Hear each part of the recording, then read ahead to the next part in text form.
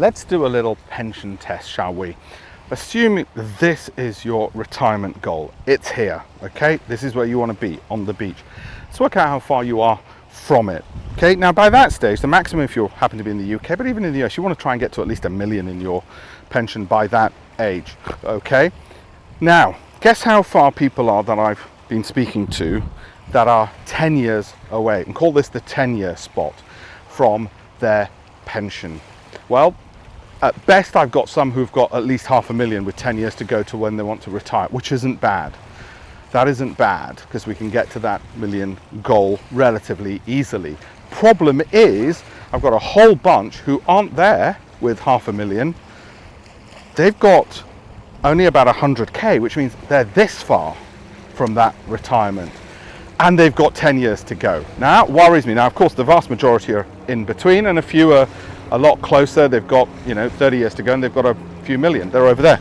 But the worrying case is, I've got a whole bunch of 30-year-olds who've not even started. I've got some 40-year-olds with about 50 to 100K as well. And that's where the hard work comes in. So how are we going to do all of that hard work? How are we going to go about solving that broader problem and making sure that the pension doesn't elude us and sort of run away from us right at the end, or run that way, right at the end, and we can hit the jackpot and we get there? And it really is a few simple rules that I'm going to go through with you. First of all, find out what the hell's in your pension and check it. Okay, we've got a free portfolio review we give people as well. That's on alpeshpatel.com/links. Second thing is look at if it's a workplace pension or your own one, then look at what the hell have they invested in. Now, normally you'll find a whole bunch of funds, very poor returns. And I just want you to compare that to even a NASDAQ or an S&P 500. NASDAQ, you might say, is not a good comparator. Because it does so well, and that's what the IFA wants to tell you. Well, what about the S&P? It was up 25% last year, and on average it alone delivers 10 to 12% per annum by itself. Makes my job a lot easier when I'm trying to cherry pick stocks out of something which is already going to give me 10%. Okay, so that's the starting point. You want to be holding for 12 months and then reviewing. Anything that drops, say 10, 15, 20, 25%, you want to think about selling out. At least if it drops, this is my rule, if it drops 25%, then 100% of that stock goes out within the 12 months.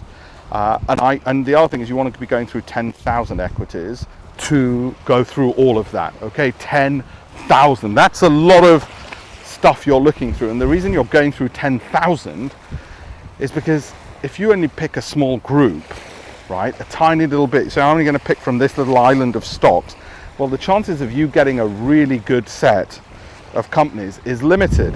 You ought to be picking from the entire beach of choice so that you can find the right spot. I mean, when you go to a beach, for instance, you don't say, that's it, I don't care, I can pick anything as long as it's from that slot. No, what you say is, I want the whole bloody thing, and I'll pick which are the best bits.